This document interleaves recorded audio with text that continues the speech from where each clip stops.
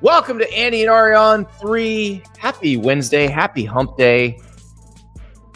They're loading up in South Florida, Ari. It's interesting because we've talked about this spring transfer portal window as being fairly calm and tame the past 2 years. Obviously, the Nico Iamaleava drama made it exciting this year. The Nico Iamaleava drama sounds like it could be a children's book.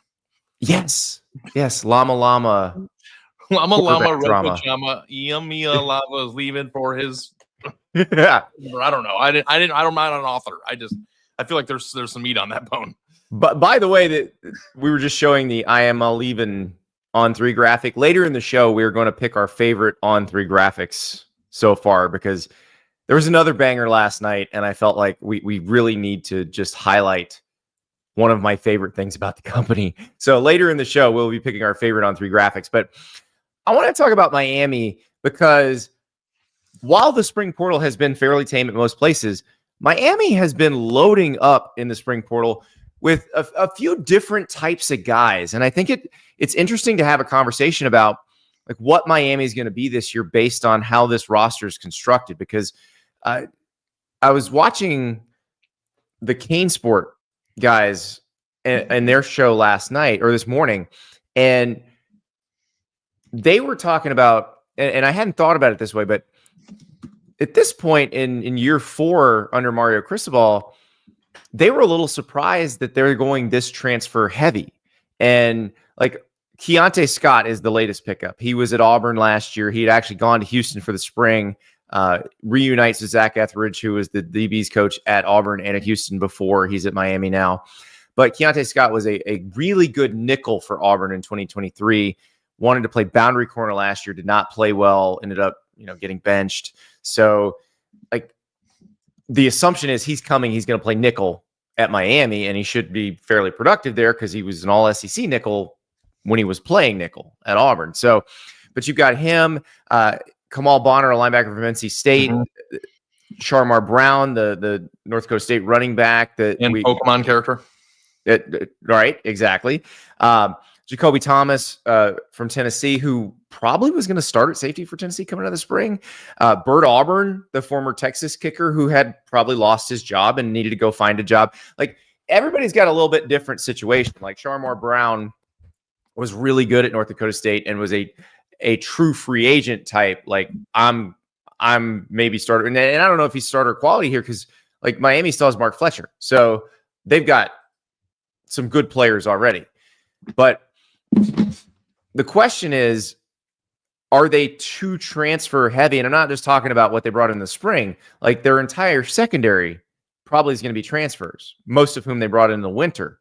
So that's the question with Miami. There's a lot to unpack here. Because if you look at the players they got, like these are most of these are really good players that their old teams didn't want to lose. Now, like the Bert Auburn thing, he'd lost his job, and Steve in San Antonio says, is it fair to say Bert Auburn is only getting good jobs because of his fabulous lettuce?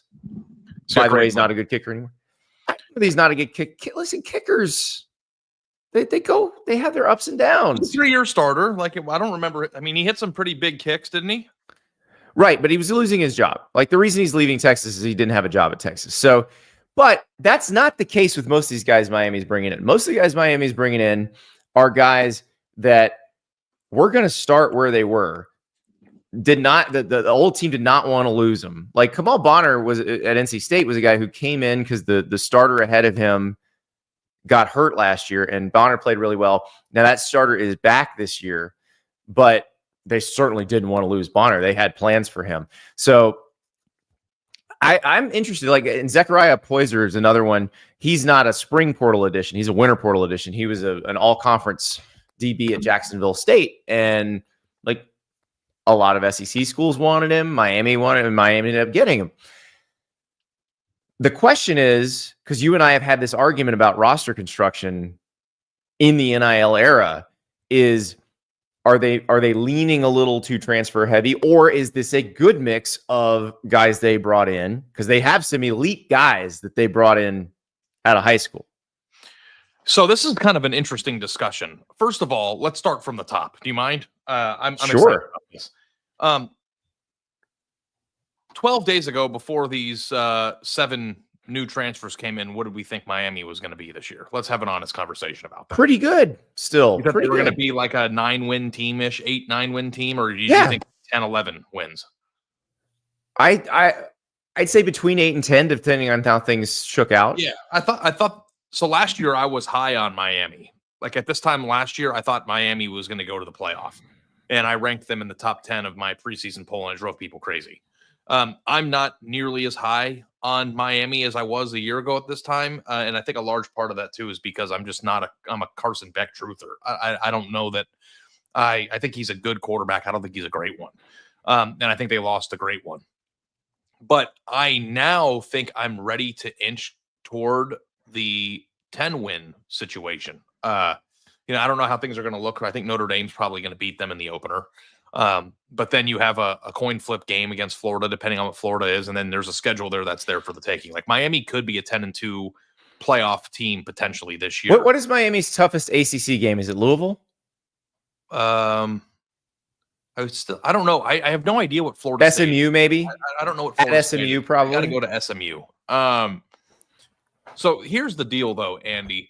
I feel like when you're transfer portal heavy, it means you're reliant on replacing big time players that were carrying your team year over year, and you don't know who's going to be in. Mm-hmm. I feel like a lot of these Miami pickups are, at some spots crucial and necessary, but at other spots luxury. And I think that this is not overly reliant. Like I didn't have that thought. And I think that in the transfer portal in general, we do a huge disservice to teams that have sneaky good pickups across the board that aren't the number one story on 3. Like I feel like, we talked a lot about John Mateer, right? And I think John Mateer is the single most impactful. Who Miami went after. Yeah. But he's the single most impactful singular transfer of this cycle. Would you agree with that? Yes.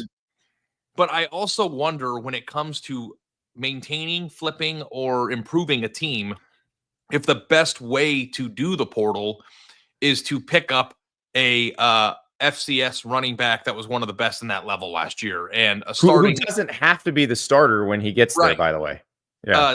Defensive backs with experience, an all-American kick returner. Like, I feel like when you do things that aren't splashy, but you consistently upgrade the talent at positions, that's what makes your team better. So, I actually am all about this. Like, I don't think that, and if they didn't get any of these guys, I don't know that I would have thought going into it that they're screwed. I think that Keelon Marion is the guy you're talking about, the kick returner from BYU, and he's also a good slot receiver. And they've gotten deeper at receiver in this portal cycle, but they've also they've got some young guys they're excited about that they brought in out of high school. So, and one thing I know for sure is I think their lines are going to be good, and I think that goes a long way. Yeah, in the SEC, they've got one of the best interior offensive linemen in the country, who might be a top 15 pick next year. JoJo Trader is a receiver that I think has a chance to break out. They're adding. They're excited about Malachi Toney as a freshman coming in. Right. Joshua Moore, they're excited about as a freshman coming in at receiver. And then you could have made the case last year that Mark Fletcher was better than Damian Martinez at times. I think that they have pieces. And then, of course, if Carson Beck is healthy and an above average quarterback, you are probably sitting with one of the 4 best quarterbacks in your conference. And on the D line, they got Reuben Bain, who's a homegrown guy. Akeem Messidor was a West Virginia transfer, but he's been there long enough now that he may as well have been a high school signee. But I do buy into the thought, Andy, that if you think that your 2 safeties and your 2 corners are all transfers and you're afraid of your secondary being bad, that's a fair assessment. But the secondary was bad last year, though. The team had the worst defense I'd ever seen outside of USC's 2 years ago last year, and I don't know if it could get worse than that. So you obviously want big improvement.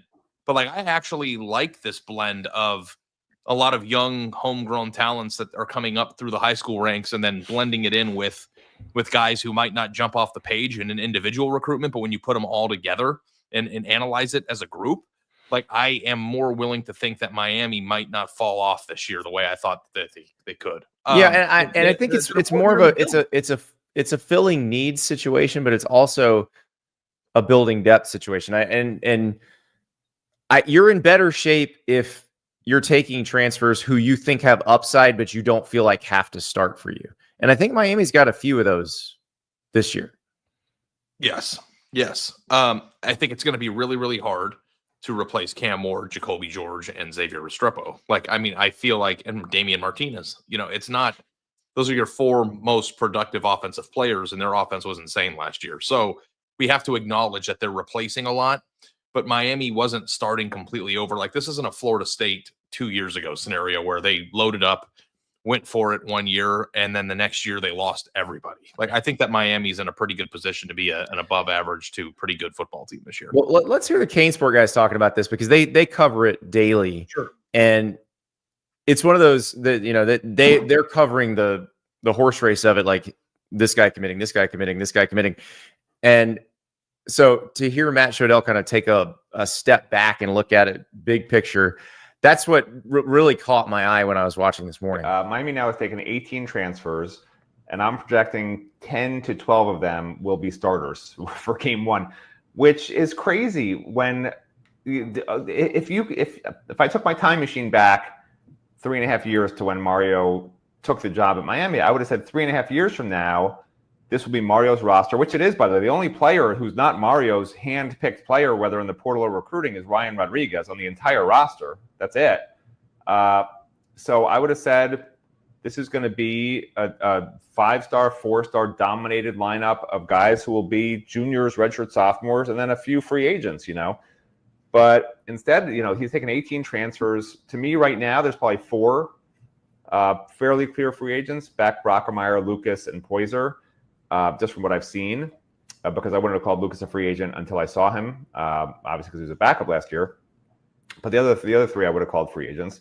And Keionte, I can't call him a free agent. Yeah, he was really good at Auburn, but after last year, it's like calling Bert Auburn a free agent. Like, when you struggle that much that you get benched and your numbers are that bad, you can't just call that guy a free agent. He has to prove himself all over again. So that's really going to be the challenge for Keionte and for this whole Miami team, because they need to mesh together. So I want to steal that from Matt Shodell, by the way, the free agent designation. Like, we need to actually have that. Like, we'll have a meeting at On 3. And by the way, that's Cane Sport. If you're a Miami fan, you're not subscribed to Cane Sport already, that's our Miami site at On 3. What are you even doing? Like, they are awesome. Gary Furman, Matt, they're fantastic. So I love the idea of like the term free agent in the transfer portal. Like, free agent means this is a starter who's leaving for a better deal, not I lost my job and now I got to go somewhere else. Yeah. Also, too, I know the thing that I've said on the show in the past, I don't know if I've said it since I've come to On 3, that blows my mind, Andy, is that so many times a national championship can hang in the balance based on whether or not you make a kicker or a kicker makes a kick. And there's all this money that's being put into these programs from coaching and facilities and recruiting. You think about the budget, and they don't have kicking coaches. Like, it blows my mind. Like, I know. It's like you would think, like, I remember you and I and Stuart Mandel and Bruce Feldman were sitting in a hotel room a few years ago when Ohio State was playing Georgia in the semis, and they had a kicker who blew it right as the clock struck midnight. And I'm like, I thought to myself, like, they don't have a kicking coach. And maybe that's not the reason he didn't make the kick, but you would think. This is a long way of saying, like, I think that, like, Bert Auburn's fine. And, like, I feel like the lowest leverage situation of, like, lost your job at kicker is, like, you could have a bad few months as a kicker because you're in your head and you're fine. Like, I don't know. We'll see how that goes. But I do think that there is a major distinction between improvement and because a person wanted a better situation and, like, fleeing a sinking ship because you're going to the bottom of the ocean at the place that you're at. Like, that's a good thought. I never really thought about it, and I don't know if there's a way to make a distinction in the profiles of that. Like, if there's like a green little circle next to their name in their portal profile, if they were a starter last year and are improving, or if they lost their job or they haven't played yet, is red. Yeah, I that would be it. And look, there are some unusual situations. Like the Keionte Scott one, the guy they just got who was at Auburn before, that's an unusual situation. He was good, changed positions because he wanted to change positions, was bad in the new position, but he was good at the old position, and it looks like he's going to play the old position. Yeah, like what color circle would you put next to Jamison Williams? Hadn't played yet, I guess. I mean, he had played. Stuck behind first rounders. That's really all it was. First rounders stuck behind first rounders who goes to new place and is the most important player on an offense and then was a first rounder. Like, what color is that circle? We have to come up with a new circle for that. That's like gold circle. I don't know. Hey, if you're watching on Twitter right now, it's time to move to YouTube. The chat's much more fun in YouTube. It's much more interactive. And you can subscribe to the On3 Sports YouTube page, and you'll get a push notification every time we go live. So come on over. There's a link right below what you're watching on Twitter. It'll take you right to the YouTube page, and we'll get you set up. So let's all move over to YouTube right now. Chat is lively. We got some questions. Evan in the chat wondering how Clemson made the playoff when Miami only had 2 losses. Well, Clemson lost 2 non-conference games and 1 ACC game, and Miami lost 2 ACC games. So Clemson was ahead of Miami in the ACC standings. Clemson made also the ACC championship game and won. And winning the ACC championship, if you're unfamiliar, is an automatic bid. Well, yeah, top 5 highest ranked conference champs, which the ACC champ is probably going to be one of those. So, and we're actually going to be talking about that college football playoff seeding very shortly, but this Miami thing is very interesting. They were trying to get AJ Halsey from Houston, who he was the safety that went from New Mexico to Houston. He was an all Big 12 safety at Houston last year. LSU beat them for Halsey. So that was they were trying to even further bolster their secondary, but didn't get that one. But they've done a pretty good job, I think, filling the needs they had. And a lot of this is still going to come down to how good is that defense, because as you pointed out, massive liability last year. You know, they changed coordinators. Corey Heatherman comes in from Minnesota, which I think Corey Heatherman's going to be a good fit there. Mario Cristobal is a big Greg Schiano guy. Greg Schiano was very important in Mario Cristobal's development as a young coach, and Heatherman is also a Schiano guy. And I think they're very similar coaching DNA here. I think they're gonna get along pretty well. Yeah, I'm torn on Miami. I'm torn. Well, and I think like what Matt said in the Kane Sport video makes sense. Like, we don't know what this team is going to look like because it is so new. If you got half your starters played somewhere else last year, you don't know how they're going to mesh together. You don't know how they're going to gel together. Sometimes it's great, and sometimes it's not, which, you know, Miami people should be fairly familiar with because they've watched Florida State see the best version of that and the worst version of that. But I also think, too, and we alluded to this on the show when we were ranking jobs on Tuesday, Miami's had a bunch of coaches who have come in, Andy, the last 15, 20 years who have had the same general plan, which is put a fence around South Florida, keep all the best players from South Florida at home, make Miami the U again, leading on a lot of the, documentary clips, and we're trying to make Miami cool and all that stuff, and it hasn't worked. And I think that Mario Cristobal was probably the one that was most apt to do that, given his history, being from there and all that. But now Miami is in a position as a program where you can attempt to do that while also supplementing your roster with players in a way that they weren't able to do for the previous 20 years. And on top of it, they have been as aggressive as anybody in the country in NIL and compensation, which all of a sudden is elevating its baseline talent that it has just not had the last 15 years. Yeah, and I think that's the key is the NIL era has helped Miami, and Miami's willingness to spend in the NIL era has allowed them to upgrade the roster in a way that, those Miami rosters under Manny Diaz, under Randy Shannon, they were not the same. So, and look, I don't know if it's ever going to be like what it was when Mario Cristobal was playing. Like the level of talent that those guys had, or even like the 2001 Miami team, was just obscene. And most of them guys were from South Florida too, right? Not all of them, though. Like the 2001 team was really interesting because you did have, you had some good South Florida guys, but like Ed Reed's from Louisiana. couple of the offensive linemen were Canadian. Ken Dorsey was from California. So they did a good job of mixing it up. So it's pretty interesting. Aaron, with a good correction for me, I'm trying to find the comment in the chat. Schiano is a Butch Davis guy. That's right. So it does actually go back to Butch Davis and Miami itself. So good point on that one. But I'm not going to dismiss, because we've talked about roster construction, the belief that your foundation should be out of high school. I think Miami has enough of a high school recruiting foundation here to still be successful, as long as they've chosen wisely. The question that we have to have, because like I felt like coming into this is like, if Mario Cristobal doesn't work, then like their program just might be dead. Like if this guy can't do it, then who's going to do it? You know? Well, and especially given the resources they've gotten to build a roster, like right, it has to work. But the question I have for you here, Andy, is going into what's year 4. How are we feeling about where Miami is from a roster standpoint? And like, because he's done a great job for the first 3 years. The last thing you want, the big 3 in Florida are a really interesting study on this, because you have Florida State that we don't know how good they're going to be. They were awful last year.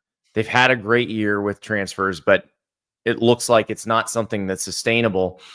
Florida, meanwhile, struggled, but Billy Napier insisted on building up mostly through high school recruiting, very occasionally in the transfer portal. That may work, but it also may not. Like they may go to Miami and get smashed. Miami smashed them last year. Yeah. So, but like, what do they? Like, the thing that is difficult is that in year 4, as our Kane Sport friend said on their show that we played, you want everybody to be a Cristobal guy. There's no more, I think he said there was one holdover from the previous staff. If they were to go 9-3 or 8-4 and be demonstrably worse than they were in year 3, is that a terrible feeling for year 4? Of like, year 4 is supposed to be the year where you're ramped up to be your best. And maybe that's, I don't think they're going to be demonstrably worse, because I think that the schedule is pretty manageable. Yeah. Did they go 8-4? But like, maybe it's because 8-4. I think people are pissed. If this team's 8-4, people are pissed. What were they last year? 9-3, right? Or did they go? They were 10-2. They went 10-2. Yeah. I guess if they go 9-3, but their offense is fine and their defense improves, I guess that's okay. But this is, and maybe it's just you get undercut by being really successful a year too early. But like, I think Miami fans are in the, all right, are we arrived now? Or because you don't want to like go into this year, have a bad season or an underwhelming season, and then like have to go back to the drawing board and be like, how are we going to get back to the playoff? Right. I think they're going to be fine this year. I don't know that they're going to be a national title contender, but I think they can be a playoff contender. They can be an ACC championship contender. And then, but whether they are a national title contender or not really depends on luck of the draw. How does this new group of players mesh together? We just don't know. There is definitely a world where you list off 5 transfers that we spent 0 time talking about this offseason in November and go, they're all playing. Like, nobody saw Florida State coming either. Right. We knew they'd be pretty good that year. We didn't think they'd be 13-0. Yeah. So Steve's in the chat asked, do I think Cristobal, if he could go back in time, would stay at Oregon? No, because Miami's home. Like, yeah.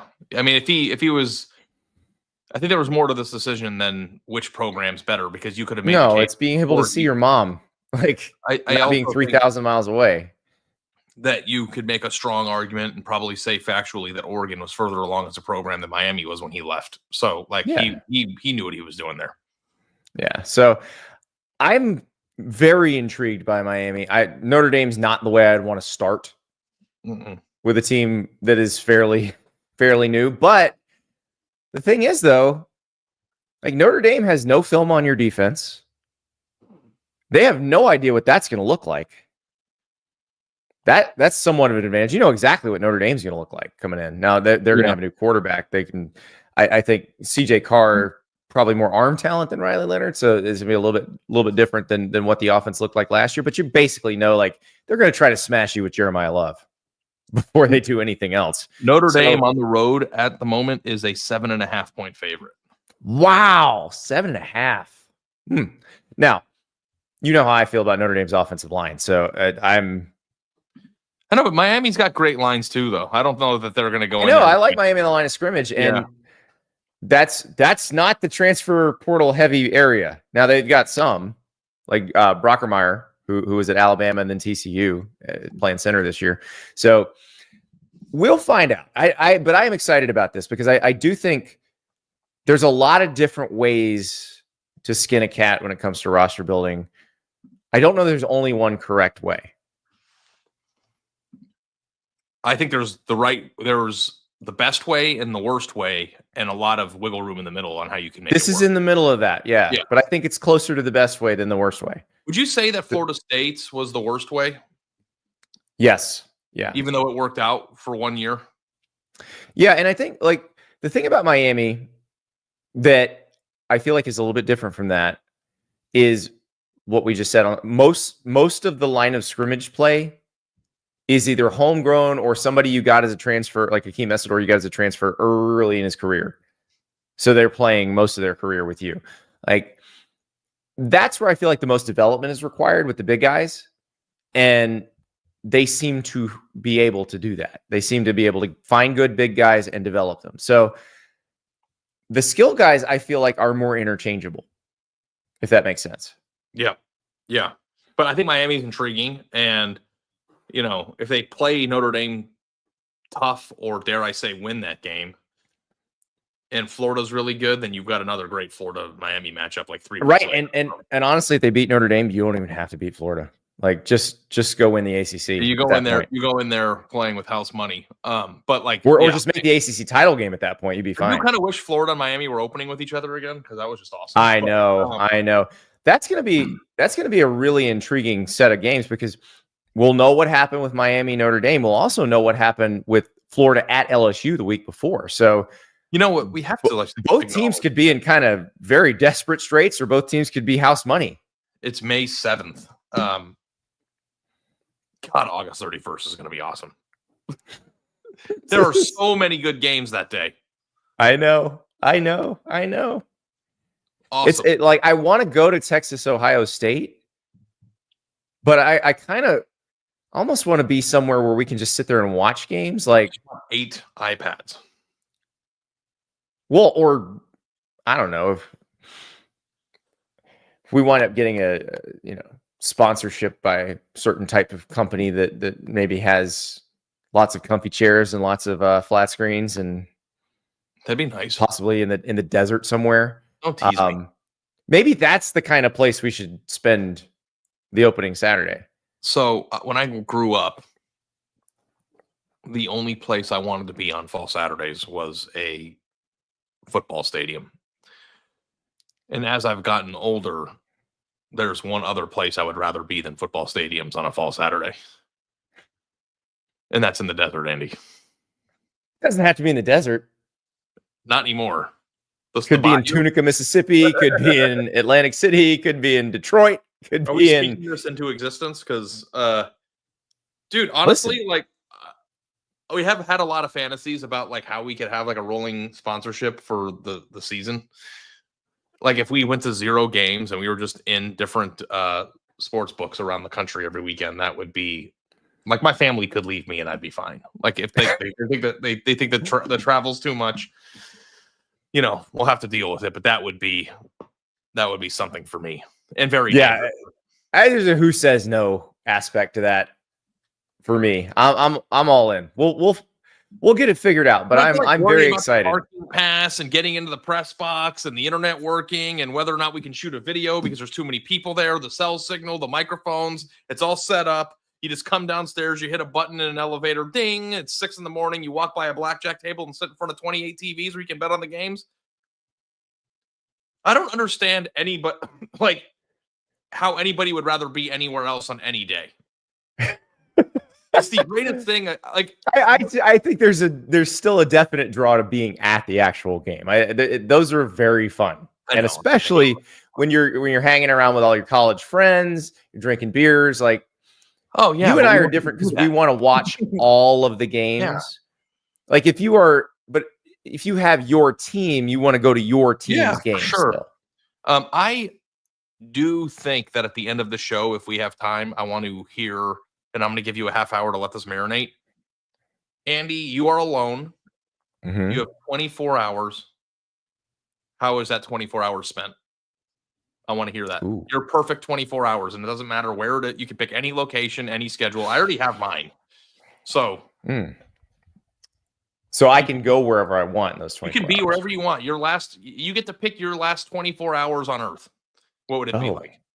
Wait, that's kind of morbid. You get your Father's Day gift this year is 24 hours anywhere you want with an unlimited budget. How would you do it? But it can't be like I would own a yacht. Like, I mean, just like I got you. We'll work on that. Okay, we'll talk about that at the end of the show. We have to talk about the college football playoff right now. Our friend Heather Dinich from ESPN was on the Pat McAfee show yesterday and was talking about the seeding format for the college football playoff for this year. And she said, basically everybody in the room agrees the seeding needs to change, but they won't vote on this thing because there has to be a unanimous vote to change it for this coming season. Everything 2026 and beyond is open and on the table for discussion.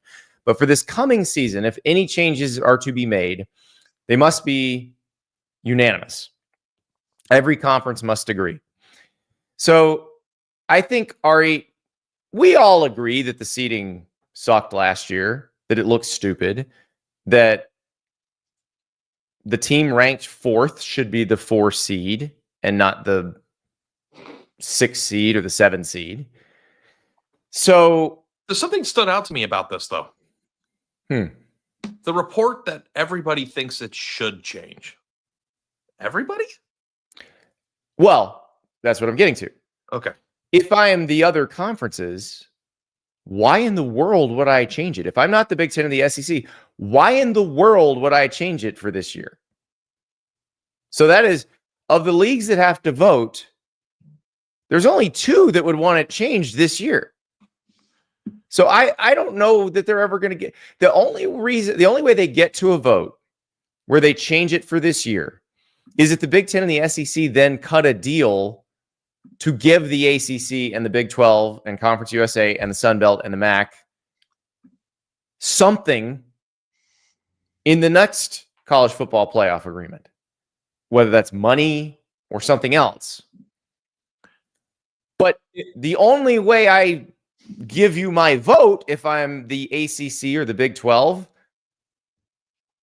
is leverage it. I'm not just giving it to you because it's the right thing to do. If Brett Yormark thinks that the seeding should change, because he falls under the umbrella of everybody, right? Right. What does he think? I'd love to know the answer to that question. How does he think it should change? Well, if you're the casual fan, I think if you take your commissioner hat off and you look at it from the good of the sport casual fan standpoint, they should just seed them straight. No, but what do you think he thinks? Oh, as the Big 12 commissioner? He is the Big 12 commissioner. That's what I'm saying. Yeah. As the Big 12 commissioner, I want my team to get a bye that it's never going to get any other way. So then what would the change that he's on board with be? That's the thing I don't understand. If everybody thinks it should change, what does he think it should change? I want to leverage it for something in 2026. I will trade you my vote for this year because this is the only year it's going to be like this anyway. Yeah. You give me something I want. It's Because the only way I would do it. The one thing that you have to acknowledge is that this vote is a asset that will no longer exist. What do you call like an airplane seat that's not used? It's a diminishing asset. Yeah. A hotel room that's not rented is a diminishing asset. Like you have an asset, you have something to sell, but if nobody buys it, no matter how expensive or cheap you make it, you lost money. So like I think that the actual right play from the Big 12's standpoint is to try to get something that will pay dividends long term in exchange for what you might lose out on in the 1 year short term. Now the question is what is that? Because I think the Big 12 and the ACC are going to get 2 automatic bids if they go to that in the next format, which is about the best they can hope for. On3 just posted our job rankings. So if your phone's buzzing, so social media is going to be fun today. Yeah, I'm just gonna.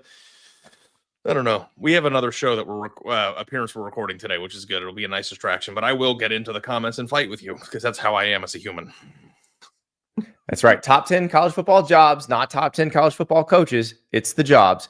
But you watched yesterday. You know, if you didn't see yesterday's show, go back and check it out because we did rank all the top 10 college football jobs. Get absolutely smoked by my A&M today. And I'm going to get smoked by the A&M fans for not having them there. So, but no, okay. There's more. Texas A&M is, in my opinion, the most despised program in college football for no reason. They're a bit of a lightning rod. You have to do this hate rankings. You don't think that they're number one? Who does the casual fan Notre Dame is the most hated team. I think Notre Dame has completely shifted in the paradigm of that. Okay, I don't want to. They're still hated.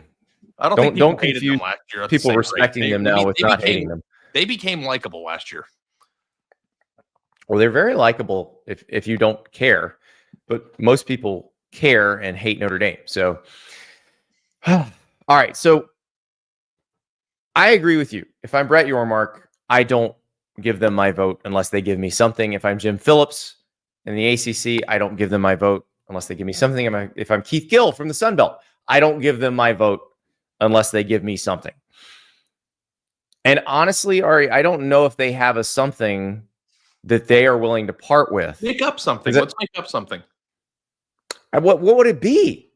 Because, like, if the SEC and the Big Ten are going to get 4 automatic bids to a 14-team tournament, and they're going to give the ACC and the Big 12 2,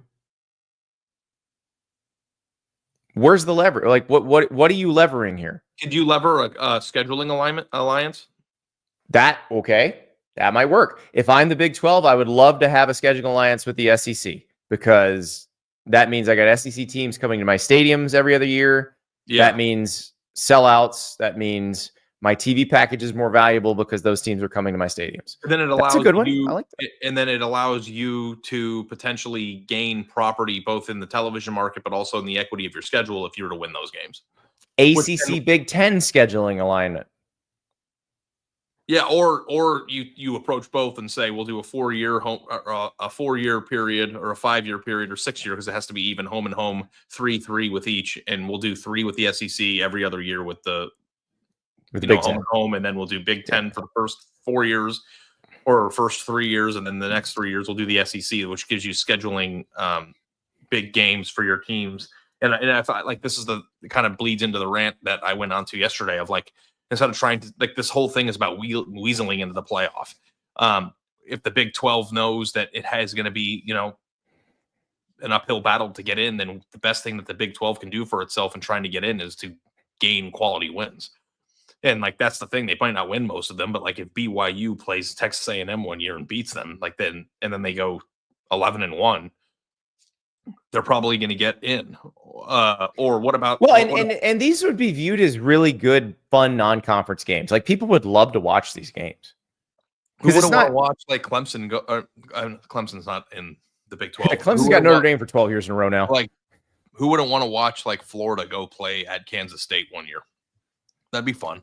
I went to an Auburn Kansas State game several years ago on a Thursday night. That was a just awesome game, awesome atmosphere, incredible. They really Manhattan turned out. Here's how you pitch it. You guys are going to get more automatic qualifiers than we are. But in this scenario, there's still a chance to get multiple. There's still going to be at-larges too, right? Yep. One at-large. And it's usually going to be Notre Dame. It's usually going to be Notre Dame, but Notre Dame's not going to go 10-2 every year. I would say if I were Bret Auburn, we'll give you the automatic qualifiers. You guys are going to win this battle anyway, but I want a scheduling alliance because I want to increase the potential that the Big 12 with quality wins. If there are 2 teams, one wins the conference and the other team goes 10-2 and beats an SEC team to get that at-large bid. Or the at-large try to make it even at the end. I like it. I think that's smart. To lose because they have their automatic qualifier. So even if they end up losing, you're still going to get your 4. Right.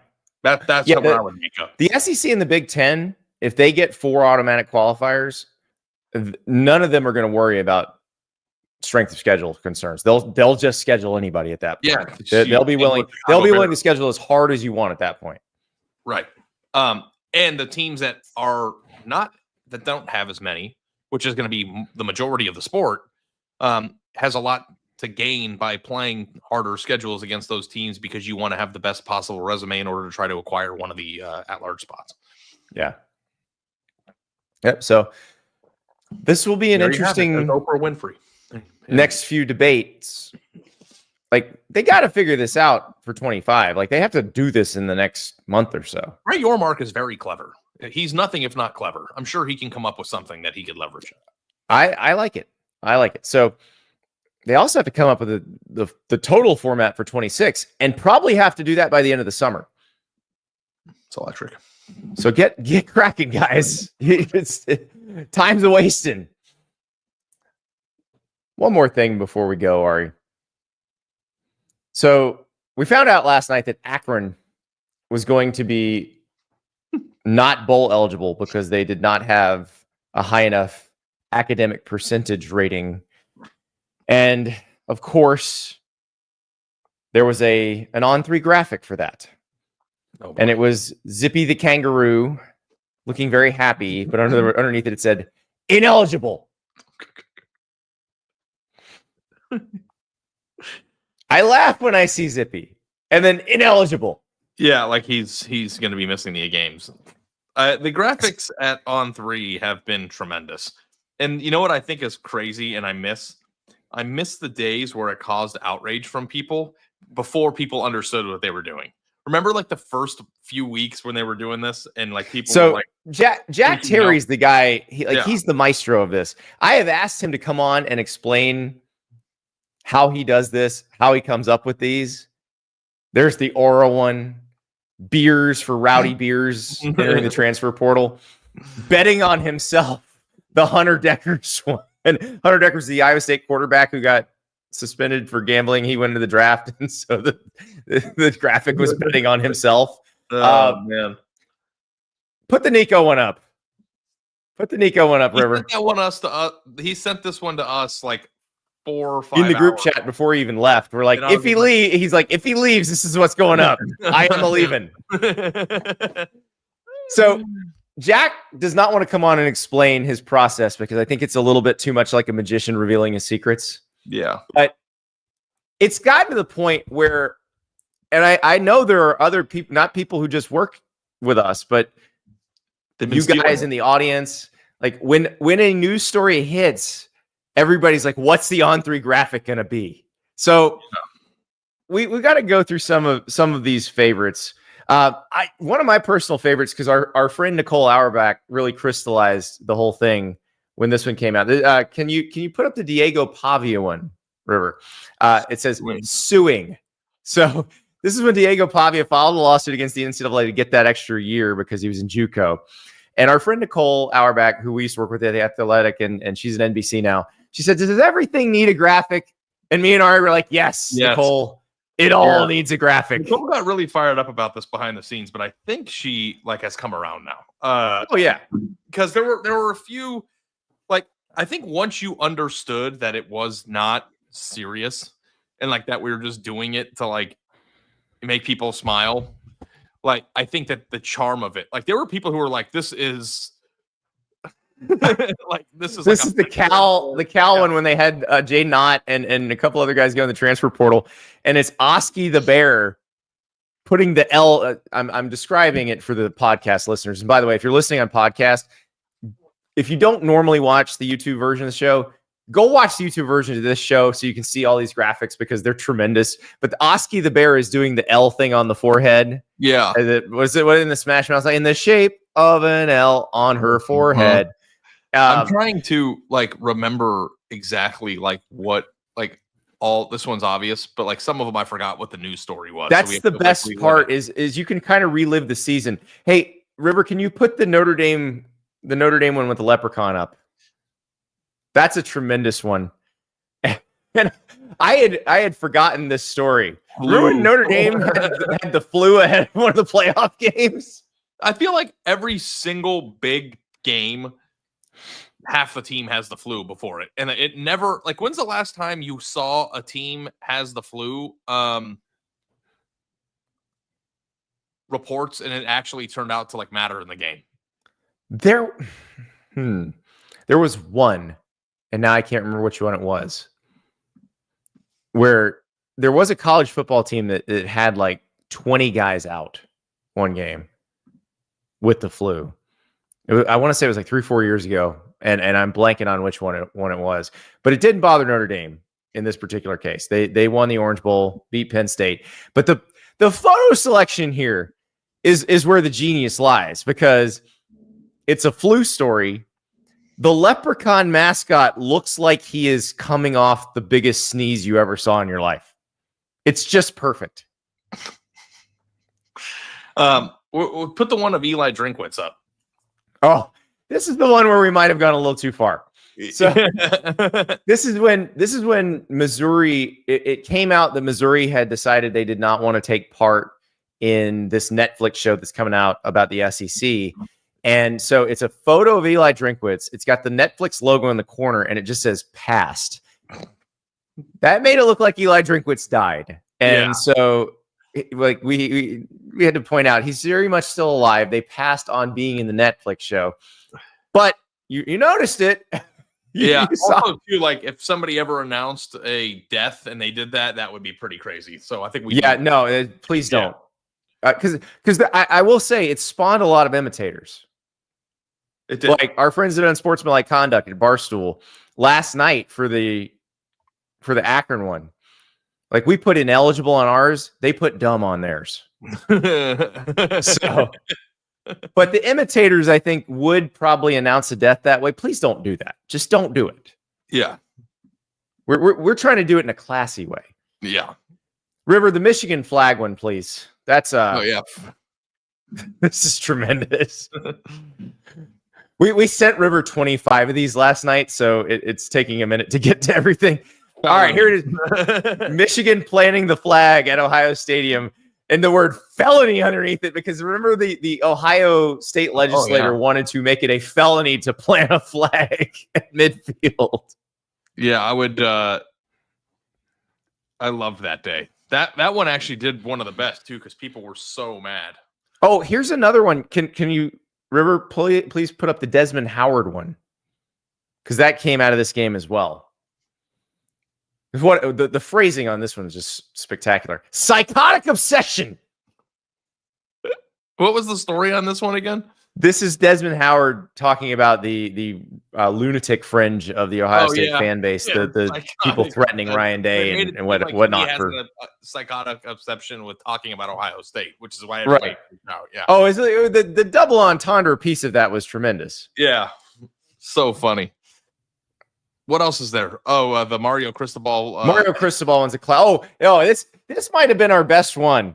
The Bevo exiled from the Peach Bowl. Yeah, everybody's like, he wasn't allowed there last. They don't ever let any animal mask. I don't care. We got a chance to post a picture of Bevo and put exiled on it. We're doing it. And it's in a cage. The perfect picture because it matches with, like, it's really funny. Now, the Mario Cristobal one, there was some internal discussion in the office of do you do this? Because Mario Cristobal had come out very strong. He was very unhappy with the discourse around Cam Ward and the decision to not play the second half of the bowl game. And basically he said all of the talk about Cam Ward, just shutting it down, quitting at halftime, for lack of a better phrase, was bullshit, which is true. He didn't quit at halftime. The plan was to play him for a half, and then they were going to play Emory Williams. So that went according to plan. It's just that they didn't exactly answer those questions in a forthright manner after the game, and it allowed for a week of stupid conversation about this whole thing, which Mario Cristobal correctly deemed bullshit. But if he'd said all that at the beginning, there wouldn't have been that week of conversation, and we would never have gotten this graphic. Yeah, the best one, Andy, was the Dion one. Put it up. Oh, yes. Okay, let's go to the Dion one. This one got me in trouble with Alice in Chains fans. So it's Dion, and then there's a Cowboys logo and the word would. And it's basically, the story was Dion would take the Cowboys job if offered, which was, I think, like an Ian Rappaport or an Adam Schefter story. And so this was the graphic that Jack created for it. And our friend Stuart Mandel from The Athletic, the word, like using the word would as a single sentence where you just say would as a guy, like that's been around for a long time. That's not new to the kids these days, but I think Stuart missed that one. Yeah, and so he's like, must be some Alice in Chains fans over at On 3. Now, I did point out that Wood is the best Alice in Chains song, and it's not close. That made Alice in Chains fans mad. There's some Man in the Box people and some Rooster people and some Them Bones people that did not appreciate that. But I also pointed out that there's a lot of people who use that word as one sentence, and there's a different meaning for that. People use this graphic in text message strands with me. It's amazing. I have a lot of single friends, and it's entered the zeitgeist. They use this as like a way to express that whenever talking about somebody they're into or something. Like they will just send the Dion graphic. It's hilarious. Oh, it's going to be so much fun. I just want to know what comes next. Like, because can we take it to another level is the question, or do we? Because like I said, this has spawned a lot of imitators, but I don't think anybody's as good as Jack at this. I just don't think they can do it as well. Yeah, I mean, a lot of them too, like, drive a lot of attention to the story. That it's supposed. I mean, obviously that's the purpose, but like, we have a pretty big account that posts these, and that account sends them to the story. So they've actually had a very functional purpose. And what people don't realize is that if you're sending them to your friends because you're mad or it upset you or it triggers you, you're doing exactly what it it's designed to do, which is to be shared. So it worked. It worked. Yeah. If you sent this to make fun of it, congratulations, you played yourself. I can't even remember why they did the Pop-Tarts one with Cole in the I don't know costume. Either. The ritual sacrifice of Pop-Tarts. River has the explanation. The Pop-Tarts one was when they announced the concession menu at Mercedes-Benz, and they're like friendly prices and stuff like that, but there were no Pop-Tarts. And this was right after Cole Kulick did that, so they put Cole on there for no Pop-Tarts. Yeah. That's a long way to go to get to that graphic, but I will take it. Yep. I will take it. It's funny that you're showing that to me. I've had do you have weird cravings every now and then, for things that you haven't eaten in years? And I had one for Pop-Tarts yesterday for some reason. I haven't had Pop-Tarts in 7 years probably. And I just felt like I wanted one yesterday, but that passed now. Well, I had to buy some Pop-Tarts the other day because my son has started buying them out of the vending machine at his school. Mm-hmm. And a 2-pack of Pop-Tarts from the vending machine is $3 or $3.25. Yeah. And I'm like, dude, I can buy an entire box of Pop-Tarts for $3 at the grocery store. Yeah. So let me just buy the box and I'll put the 2-pack in there for you. Some fiscal responsibility. Jack is watching the show now, and he said Pop-Tarts was to troll Cole because he was hating on our graphics. Oh, that's good to know. So, what have we learned today? What have we learned? Everything does need a graphic. Everything. Everything does need a graphic. Yeah. Great job, Jack. Love it. Love it. Especially when it makes our stories pop off. So, good work. All right. So, again, if you were listening in podcast form, find the YouTube page for that one. But let's all cross-pollinate here. If you're watching YouTube every day, but you can't make a YouTube episode one day, subscribe to us on your favorite podcast platform, on Apple Podcasts, on Spotify, and you can just listen to us if you're on the go and you don't have time to watch. If you're a podcast person, but you want to see how magnificent Ari's hair is every day, you need to subscribe to the On3 Sports YouTube channel so you can watch this in YouTube form, because we move around, we have graphics, it looks cool. So you got both, best of both worlds. But today, when we're talking graphics, you're going to want to watch that on video. So I can't wait to see what comes next. And to echo some people from the chat, when we were talking about Miami and we were talking about that Miami Notre Dame game to open the season, I cannot wait for this college football season. Andy, it sounds like you're winding it down, and I'm not going to let you. I want to hear about your 24 hours. I have to. Oh, that's right. I forgot. Want me to go first? So you can let me reset it. If you're just joining us, earlier in the show, Ari presented a thought experiment to me. You have 24 hours and you can be anywhere you want. You can do anything you want. It's not your last 24 hours on Earth, but how would you spend your perfect 24 hours? All right, go ahead. And the thing that's crazy is that like you never realize it, but when you're single, you could do this whenever you want. And like now, like when you're like a married person with responsibilities and children, it's like harder to like 24 hours alone sounds amazing. And it never in a way where like my entire life was this before. But here's what I would do. I would be in Las Vegas. I want to start my 24 hours at midnight. Okay. So I would go to bed at midnight and I would sleep in with no alarm. I would wake up whenever I woke up naturally, and then I would scroll on my phone for 35 minutes in bed before ever rolling out. While doing so, I would place 9,000 wagers on whatever sporting event. This is, by the way, in football season, so it can never happen. Let's just say it's a college football Saturday.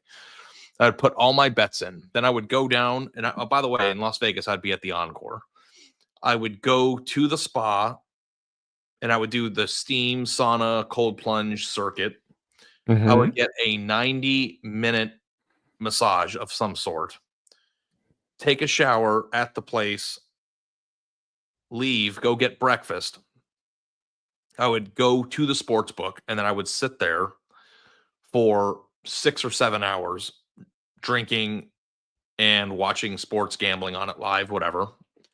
I would then go take a walk through the shopping area, maybe buy something for myself because I like the shops there. Then I would go to a nice steak dinner by myself or somewhere and get a 5-star, $200 to $300 meal and eat it by myself. By the way, I left this out. I would be eating all day at the sports book. Then I would go to a poker table. I would reapply bets, and I would play. How many mozzarella sticks get consumed at the sportsbook? Yeah. Okay. And I would play poker around 8 p.m. for the night games while the games are on TV, and playing poker until midnight that night. That would be my 24 hours. Okay.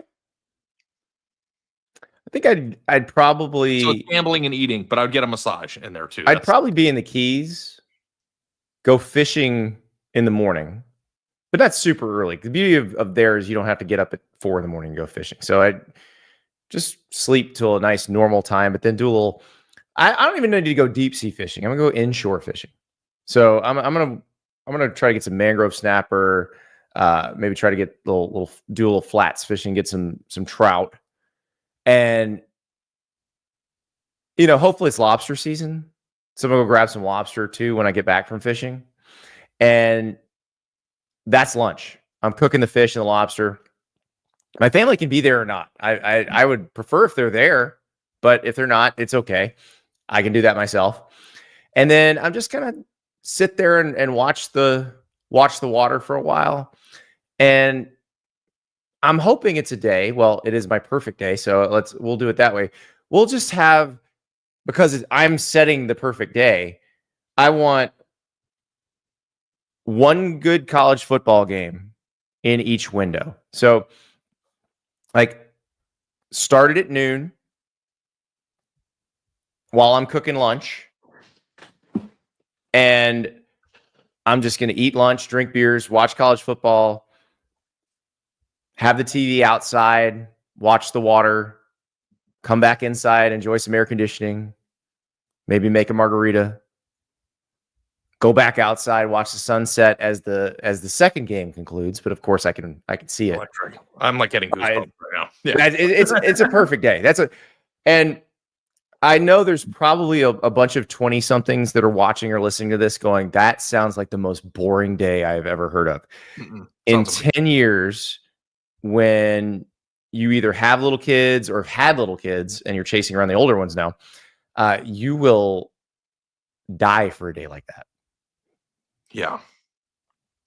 And, your perfect 24 hours with your family is, a little bit different. But like, I just mean like if I got a 24-hour break to just do me, because like that's the one thing about being married that you don't really consider, especially like if you go about it like I did, which is being single your entire 20s and then meeting your wife in your late 20s and then getting married in your early 30s and then having kids. Like I never appreciated or realized like if I wanted to wake up in the morning and do like being able to do whatever you wanted to do without it like burdening somebody else or schedules or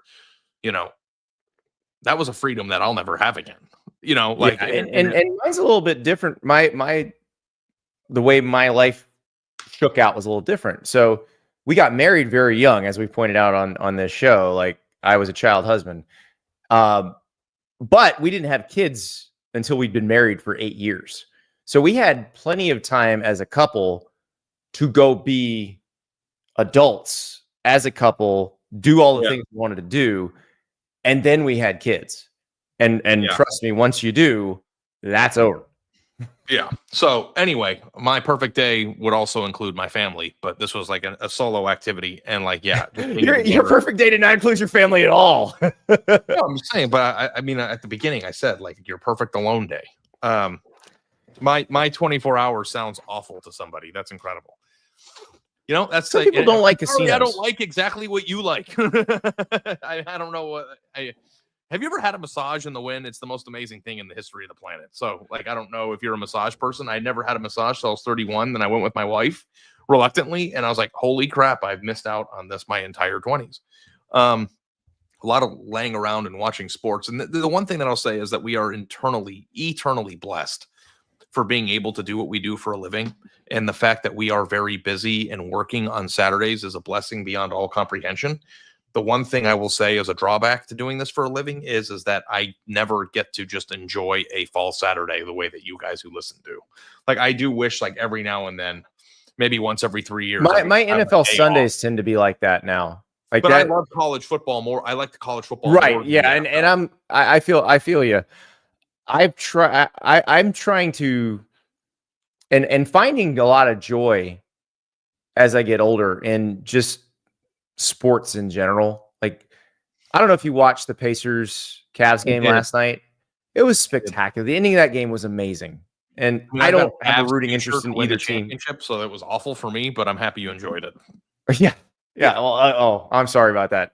But no, I mean, the Knicks game the night before, the Knicks Celtics game the night before was awesome. Like, I've really enjoyed just diving into sports that I don't necessarily have a rooting interest in, but I love the sheer thrill of competition, the way things tighten up in the playoffs. Like, I'm really, really enjoying these NBA playoffs. The thing that, for sure, I love watching sports too. The thing that blows my mind though is I haven't had a day in a college football Saturday where my brain is completely turned off and I could just lay there, eat pizza, and not feel like I have to react to everything, or I've got to write this, or we got to get on a show, or we got to travel, or like sitting there. I can tell you when the last one of those was for me. I was 14 years old last, or 17.